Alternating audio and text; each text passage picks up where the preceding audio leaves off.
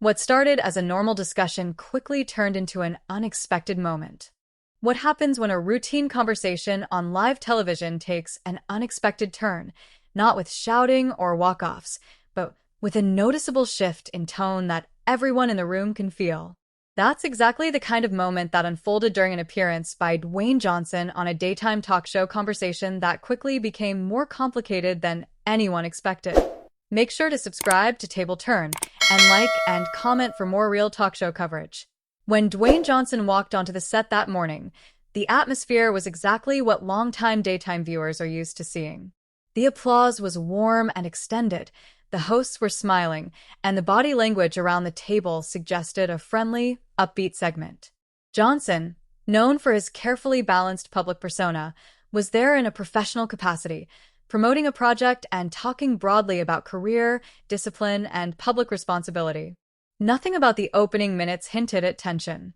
The conversation began the way these segments usually do, with light humor, brief references to his background, and the kind of conversational rhythm that allows multiple hosts to jump in without stepping on each other's words. Joy Behar, seated at the table as she often is, was relaxed and conversational at first. Her early comments were framed in a familiar way for viewers of the show, conversational, lightly teasing, and grounded in current events without pushing too hard. The hosts asked Johnson about balancing entertainment with leadership, a topic he's addressed in past interviews, especially when asked about influence and public expectations. Johnson answered in a measured way, talking about responsibility, listening to different perspectives, and avoiding divisive language. His tone was calm, steady, and practiced, the kind that plays well on live television. As the discussion continued, the conversation began drifting, slowly and almost imperceptibly, toward politics. It wasn't abrupt. There was no sudden mention of parties or elections. Instead, it came through a broader question about public trust, leadership, and how public figures should engage with social issues. Joy Behar followed up on one of Johnson's comments about unity, lightly referencing how difficult unity feels in the current political climate. The audience responded with a soft murmur, not applause, but a kind of collective acknowledgement that the topic was familiar and emotionally loaded. Johnson nodded as Behar spoke, maintaining eye contact and a neutral expression. He responded carefully, emphasizing that he believes in listening to people across the spectrum and focusing on shared values rather than labels. His words were not controversial on their own, but they were intentionally broad. This is where the tone in the room began to shift slightly. Behar leaned forward in her chair, her posture changing just enough for attentive viewers to notice. She followed up by pressing for clarity, asking whether neutrality itself can be a political stance. The question wasn't aggressive, but it was pointed. Other hosts reacted subtly. One glanced toward Behar, another shifted in their seat, and the moderator offered a quick interjection to keep the pace moving. Johnson paused before answering, a brief moment that felt longer on live television than it probably was. He smiled politely, but the smile didn't fully reach his eyes, a detail viewers often pick up on in moments like these. Johnson answered by reiterating his belief in respectful dialogue and personal responsibility, explaining that he prefers to engage in conversations that bring people together rather than deepen divides. He framed his response in personal terms, referencing his upbringing and experiences rather than policy or ideology. As he spoke, the studio remained quiet. The audience wasn't clapping or reacting loudly, which is often a sign that they're listening closely, unsure of where the conversation might go next. Joy Behar responded with a nod, but she didn't let the point drop. She acknowledged Johnson's perspective but countered that silence or generality can sometimes feel like avoidance, especially during moments of national tension. Her tone remained conversational, but there was an unmistakable firmness to her words. This wasn't a debate in the traditional sense, but it was a clear disagreement in philosophy, playing out in real time. The moderator stepped in briefly, attempting to smooth the exchange by reframing the question in a broader way, asking how entertainers can navigate public expectations without being boxed into political identities. Johnson took the opportunity to expand on his earlier points, emphasizing that he believes people can contribute positively without aligning themselves publicly with every issue. His body language remained composed, shoulders relaxed, hands loosely folded when he wasn't gesturing. Despite the calm delivery, the tension was still there, subtle but present. Behar listened closely, occasionally tilting her head or raising her eyebrows slightly, reactions that longtime viewers recognize as signals that she's unconvinced or preparing to respond. When she spoke again, she did so carefully, acknowledging Johnson's right to his approach, while gently pushing back on the idea that public figures can remain completely separate from political realities.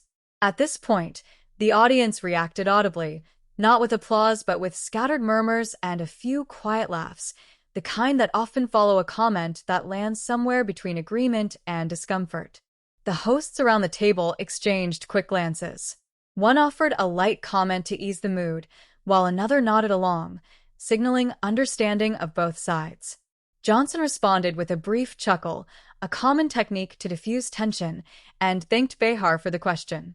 He reiterated that he respects passionate viewpoints and values open conversation, even when people don't agree. His voice remained steady, but the pacing of his words slowed slightly, a sign that he was choosing his language carefully. As the segment continued, the conversation moved back towards safer territory, but the shift lingered. The energy in the room wasn't negative, but it was more serious than before.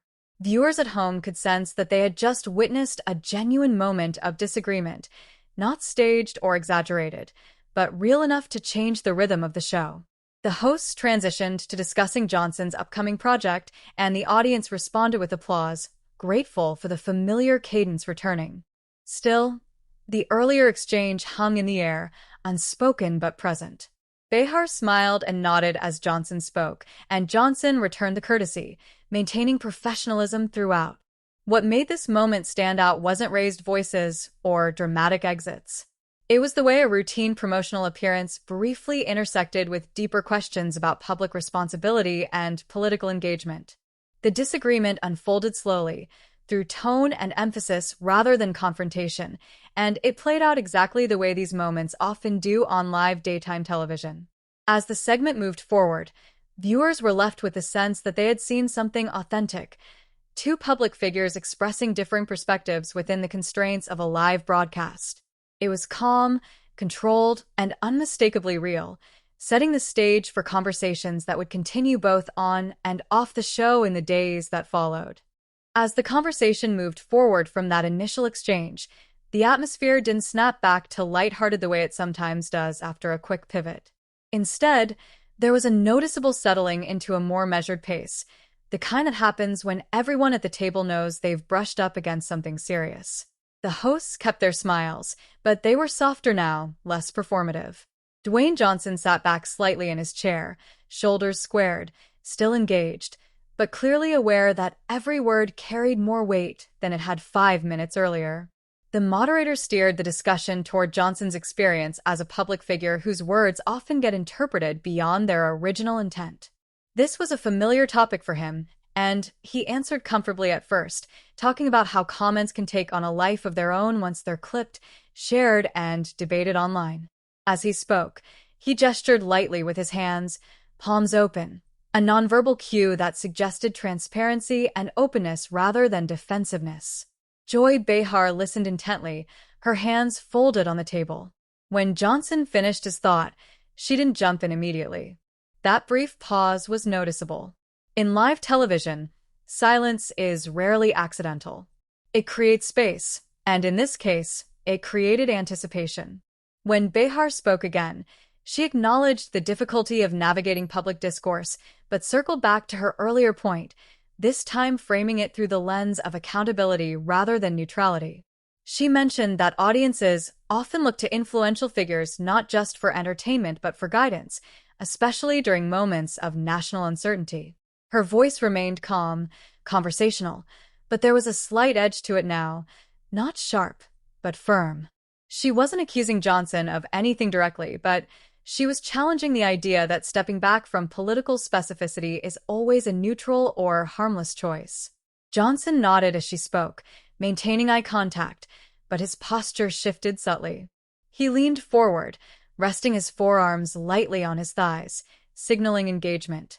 When he responded, he did so slowly, choosing words that emphasized personal responsibility rather than public obligation. He talked about how he believes leadership can take many forms and that sometimes it's about modeling behavior rather than making declarations. The studio audience reacted quietly, a low hum of attention rather than applause. This wasn't a moment for clapping. It was a moment of listening. One of the other hosts interjected briefly, adding that audiences are diverse and that what feels like clarity to one viewer can feel alienating to another. This comment drew a small ripple of applause, suggesting that at least part of the audience resonated with that perspective. Joy Behar responded with a quick nod, acknowledging the point, but she didn't fully retreat. She clarified that her concern wasn't about forcing celebrities into political boxes, but about recognizing when silence or broad language can feel frustrating to people who are directly affected by political decisions. Her tone softened slightly here, becoming more reflective than challenging. Johnson's response was measured. He thanked her for articulating that perspective and said he understood why people feel that way. He emphasized that he tries to engage privately in ways that may not always be visible publicly, a comment that seemed designed to reassure without overcommitting. His voice remained steady, but viewers might have noticed that he avoided making any sweeping statements, sticking closely to personal experience. The hosts around the table reacted in subtle ways. One leaned back, arms crossed loosely, watching the exchange. Another nodded along, occasionally glancing at the audience. The moderator kept an eye on the clock, a practical concern during live broadcasts, and gently guided the conversation toward a related but less pointed topic: how public figures handle criticism. This shift allowed the tension to ease slightly, but it didn't disappear. Johnson spoke about learning to accept criticism without letting it define him, a theme he's returned to often. He mentioned that not everyone will agree with his choices, and that he's made peace with that reality. As he spoke, the audience offered light applause, signaling appreciation for the sentiment even if they didn't fully agree with his approach. Joy Behar listened quietly this time, her expression thoughtful. When she spoke again, it was to add that disagreement doesn't have to mean disrespect, and that conversations like the one they were having are important precisely because they happen in public. This comment seemed to function as both a reflection and a subtle acknowledgement of the tension that had just unfolded. The moderator smiled and thanked both of them for keeping the conversation respectful, a phrase often used on daytime talk shows to signal a reset. The audience responded with a warmer round of applause, relieved to feel the emotional temperature drop a notch. Johnson smiled back, nodding appreciatively, and Behar returned the gesture, signaling that while they may not see eye to eye on everything, the exchange itself was worthwhile. As the segment continued, the discussion touched briefly on Johnson's future plans and the values he hopes to pass on to his children. This shift to personal territory helped ground the conversation again, reminding viewers that beyond the public personas, these are individuals navigating complex expectations. The audience responded more freely here, with laughter at a light anecdote and applause at a heartfelt comment. Still, attentive viewers could sense that the earlier disagreement had left its mark. The pacing of the conversation was slightly slower, the interruptions fewer. Everyone seemed more deliberate. Joy Behar, known for her quick wit and sharp commentary, chose her moments carefully, and Johnson remained composed, his answers thoughtful but guarded. Near the end of the segment, the moderator offered Johnson a chance to share any final thoughts. He used the moment to reiterate his belief in dialogue and mutual respect, emphasizing that disagreement doesn't have to lead to division. His tone was calm and sincere, and the audience responded with sustained applause, not loud, but steady. Behar smiled and added a brief comment about the importance of continuing these conversations, even when they're uncomfortable. Her voice was warm now, the edge gone, replaced by a sense of closure. The hosts thanked Johnson for joining them, and the segment transitioned toward a commercial break. As the camera pulled back, viewers could see the hosts exchanging quick smiles and nods, the kind of nonverbal communication that signals a shared understanding that something meaningful had just happened. It wasn't explosive, but it was real. The kind of moment that sticks with viewers not because of drama, but because of its authenticity. When the show returned from break later, the energy was lighter, but the earlier exchange lingered in the background, a reminder of how quickly even routine conversations can shift on live television. For viewers watching at home, the moment offered a glimpse into how differing perspectives can coexist in the same space, even when agreement isn't reached. This part of the conversation didn't resolve the underlying disagreement, and it wasn't meant to. Instead, it reflected the reality of daytime talk shows as spaces where cultural conversations unfold in real time, shaped by personalities, timing, and the unpredictable nature of live broadcast. As the episode continued, that brief but pointed exchange between Dwayne Johnson and Joy Behar remained one of its most talked about moments, setting the stage for reactions that would follow once the cameras stopped rolling. As the show moved deeper into the episode, the earlier exchange didn't disappear so much as it settled into the background, influencing how everyone at the table approached the rest of the conversation. This is something longtime viewers of daytime talk shows recognize immediately. When a serious moment happens early in a segment, even if it's handled politely, it tends to recalibrate the energy for everything that follows. The hosts remained friendly, but there was a heightened awareness in how they took turns speaking and how often they checked in with one another through quick glances and small nods. Dwayne Johnson stayed on set for a bit longer than originally expected, which sometimes happens when a conversation feels unfinished, but still productive. The moderator guided the discussion toward the broader theme of influence, asking Johnson how he personally decides when to speak publicly and when to stay quiet. This question felt like a continuation of the earlier tension, but framed in a way that invited explanation rather than challenge. Johnson took a breath before answering, another small but telling detail. He spoke about learning over time that not every issue requires an immediate public response, especially when emotions are high. He explained that he often waits, listens, and talks to people privately before deciding how, or if, to say something publicly. His tone was thoughtful, and his pace was slower than earlier in the segment, suggesting that he was being especially careful to avoid misunderstanding. The audience remained attentive. There was very little noise in the studio, which is often a sign that viewers are processing rather than reacting. Joy Behar watched him closely, her expression neutral but engaged. When he finished, she responded by acknowledging that restraint can be valuable, but she also noted that for some viewers, waiting can feel like abandonment, especially when they're looking for reassurance from people they admire. Her delivery here was noticeably softer than before. There was no edge, no push.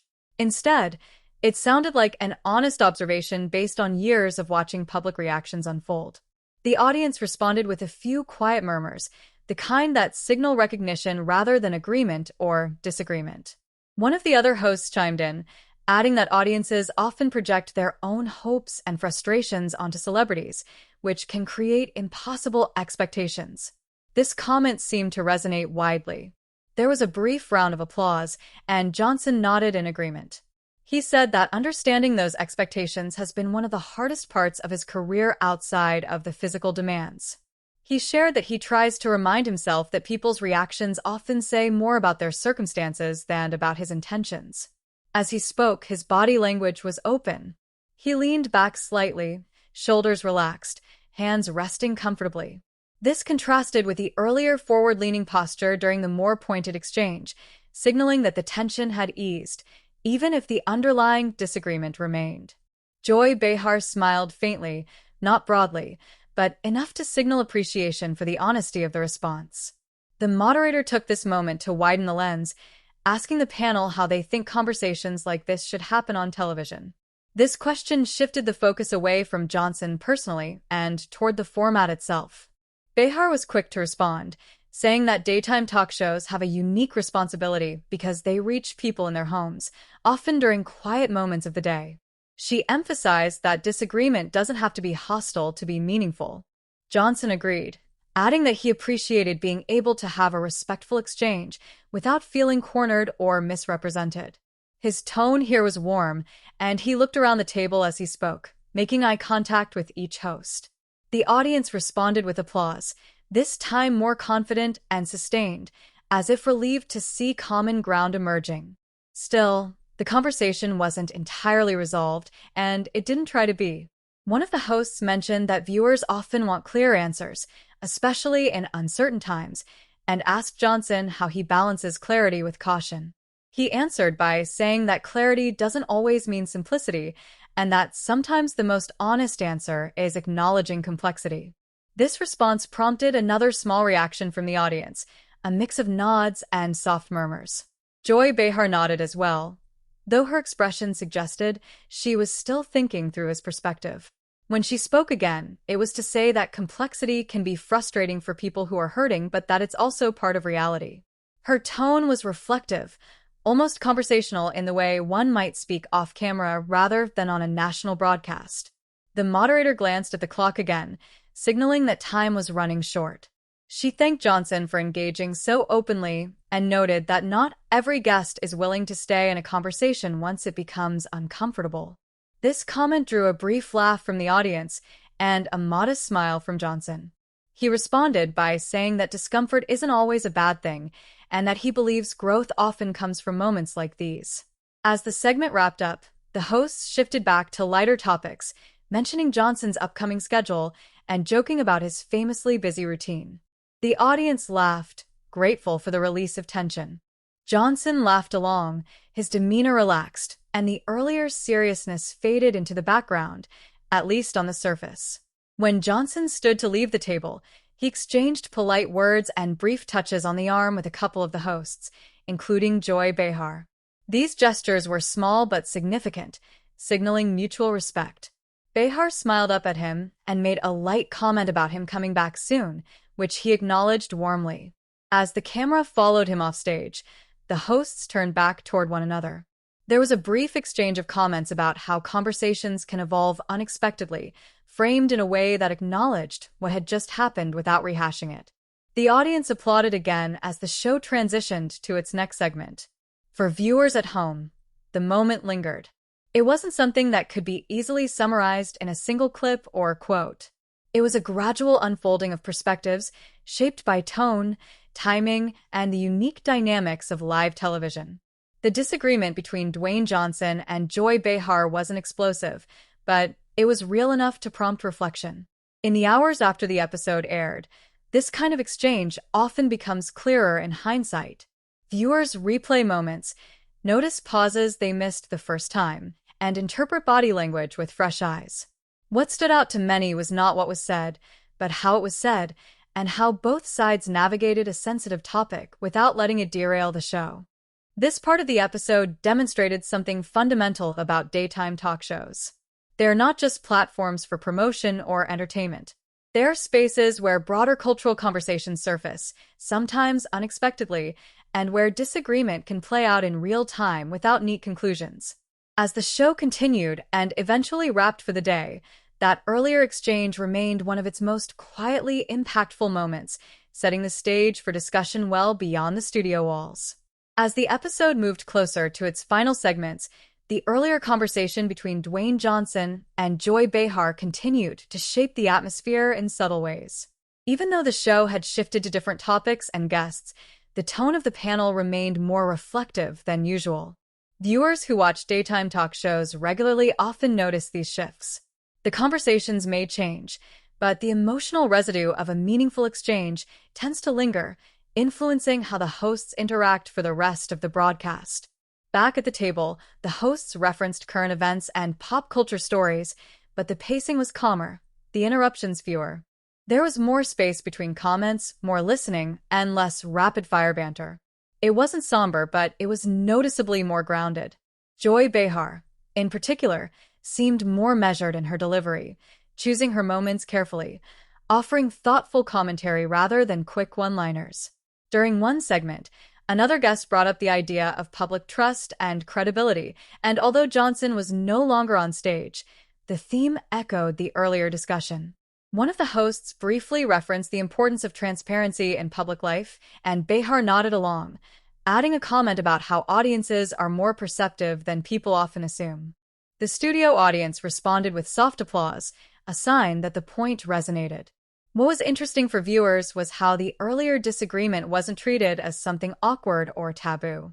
It wasn't avoided or erased. Instead, it became part of the broader tone of the show that day, influencing the way topics were framed and discussed. This is a pattern that often happens on live television. A serious exchange can recalibrate the mood without needing to be explicitly referenced. Behind the scenes, moments like this are often talked about immediately. During commercial breaks, hosts typically debrief briefly, exchanging quick thoughts and checking in with one another. While viewers don't see this, the on-air chemistry afterward often reflects those off-camera interactions. In this case, the continued sense of mutual respect and calm suggested that whatever conversations happened during breaks were constructive rather than tense. As the show approached its final segment, the moderator offered a reflective closing comment about how conversations on the show often mirror conversations happening in homes across the country. It was a broad statement, but it felt intentional given the earlier exchange. The audience responded warmly, with applause that felt more appreciative than enthusiastic. Joy Behar added a brief remark about the value of hearing different perspectives, even when they're uncomfortable.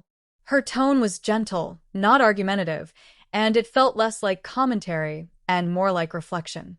The other hosts nodded, and one of them added that disagreement doesn't have to mean division, echoing language that had been used earlier in the episode.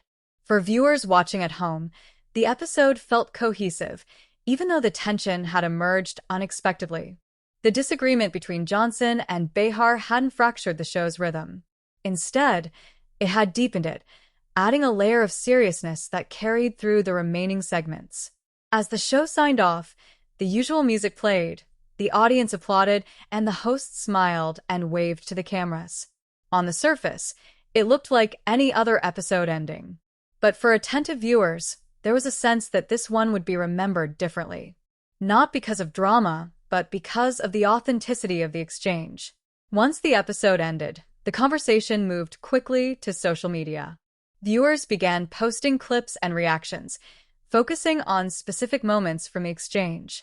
Some highlighted Johnson's calm demeanor and emphasis on unity. Others focused on Behar's insistence on accountability and clarity. The responses weren't uniformly polarized, but they were clearly engaged. Many viewers commented on how refreshing it was to see a disagreement handled without raised voices or personal attacks. Others expressed frustration, feeling that the conversation didn't go far enough in either direction. What stood out most was that people were talking about it thoughtfully, not just reacting emotionally. Short clips began circulating, often trimmed down to brief exchanges that couldn't fully capture the tone of the full conversation. This is common in moments like these. Nuance gets lost when complex discussions are condensed into short segments. Some viewers who hadn't watched the full episode formed strong opinions based on these clips alone, while others sought out the full segment to understand the context. Talk show commentators and media blogs picked up the story, framing it as an example of unexpected tension on daytime television. The language used in these write-ups was generally restrained, focusing more on the contrast in perspectives than on conflict. Most described it as a measured disagreement or a philosophical divide, rather than a confrontation. Producers of the show did not release any statements, which is typical when an exchange is handled professionally and doesn't cross any lines. From the show's perspective, the segment had done exactly what daytime talk shows are meant to do: spark conversation without derailing the format. In interviews and follow-up appearances, Johnson did not directly reference the exchange, but he continued to speak in general terms about unity, respect, and dialogue. His messaging remained consistent, suggesting that he didn't view the moment as a controversy, but as part of an ongoing conversation. Joy Behar, in later episodes, referenced the importance of open discussion and respectful disagreement, without naming Johnson directly. Her comments felt like a continuation of the same philosophy she expressed during the segment, reinforcing that her perspective hadn't changed, but also that she didn't see the exchange as personal or negative. For viewers who watched the episode live, the moment stood out not because of what was said, but because of how it felt. The subtle shifts in tone, the careful pacing of responses, and the quiet reactions from the audience all contributed to a sense that something real had happened. Not a manufactured television moment, but a genuine human exchange within the structure of a talk show. This is often how the most memorable daytime television moments occur. They aren't loud or dramatic.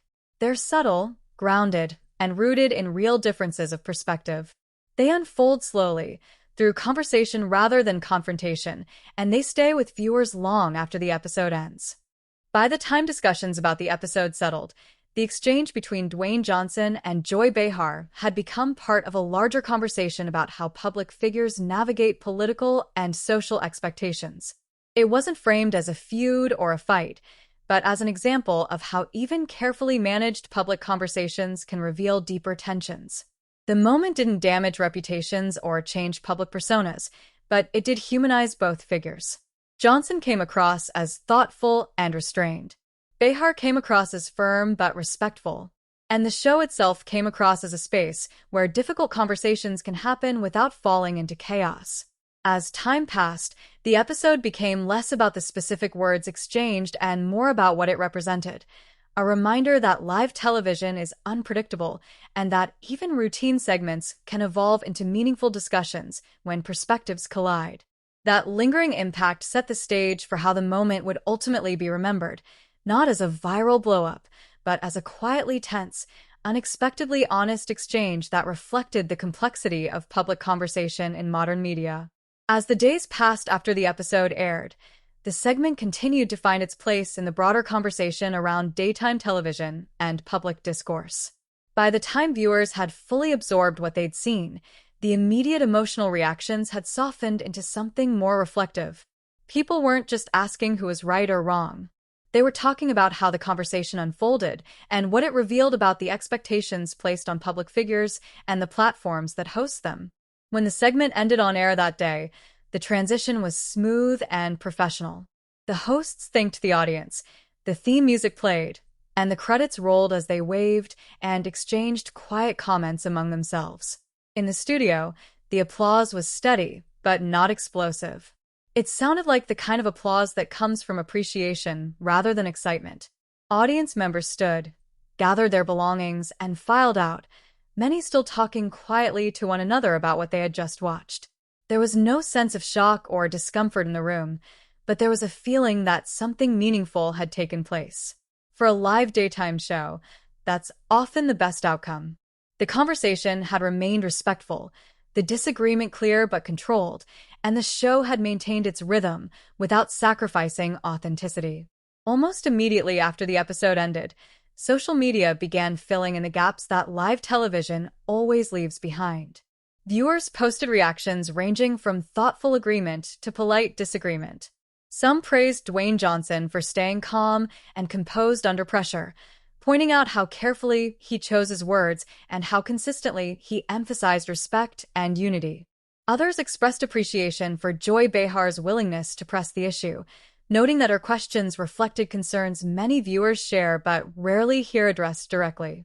What stood out was the absence of extreme reactions.